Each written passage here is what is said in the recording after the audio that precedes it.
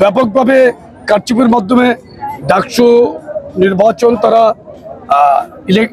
Election engineering করে তারা জয়লাভ করেছে, কিন্তু সাধারণ প্রত্যেকটি প্যানেল কিন্তু এটার বিরুদ্ধে অবস্থান নিয়েছে। সেটা আপনার এনসিপির যে প্যানেল সেটা বলেন, আপনার স্বতন্ত্র প্যানেল বলেন, উমামা ফাতেমা দাঁড়িয়েছে যে প্যানেল থেকে সেটা বলেন, প্রত্যেকেই এটাকে তীব্র ঘৃণাভরে প্রত্যাখ্যান করেছে নির্বাচনকে।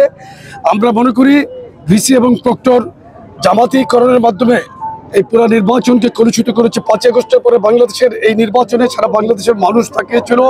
আমি মনে করি একটি কলঙ্কিত অধ্যায় রচনা করেছে। গতকালকে জাকসুতো তারা একই কাজ করার চেষ্টা করেছে, ছাত্রদল নির্বাচন বর্জন করেছে। আপনি দেখেছেন দুটো নির্বাচনের মধ্যে আমরা কিন্তু কোনো রকম বিশৃঙ্খলার মধ্যে যাই নাই ছাত্রদল। আমরা জনগণকে নিয়ে এগিয়ে যেতে চাই।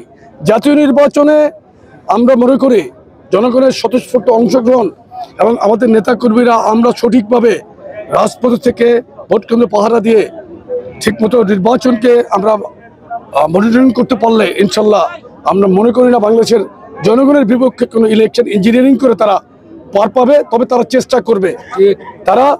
তারা এই দুটো নির্বাচনে প্রমাণিত হয়েছে ইলেকশন ইঞ্জিনিয়ারিংয়ে শেখ হাসিনাকে তারা পরাজিত করেছে। ইঞ্জিনিয়ারিংয়ের ক্ষেত্রে ইলেকশন ইঞ্জিনিয়ারিংয়ে তারা চমৎকারভাবে অপচেষ্টা করে তারা আপাতত সফলকাম হয়েছে। কিন্তু আমি মনে করি ছাত্র সমাজ, ঢাকা বিশ্ববিদ্যালয়ে একসময় ছাত্র সমাজ তারা একতাবদ্ধ হয়ে এই সাম্প্রদায়িক মঞ্চের বিরুদ্ধে তারা ইনশাল্লাহ মাঠে থাকবে।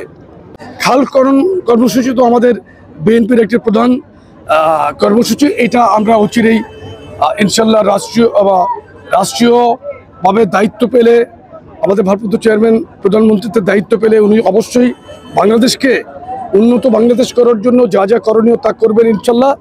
আর আমরা এর মধ্যে আমাদের যুবদল থেকে আমরা সামাজিক যে সমস্ত কাজ আছে আমরা বিভিন্ন জেলায় করার চেষ্টা করছি।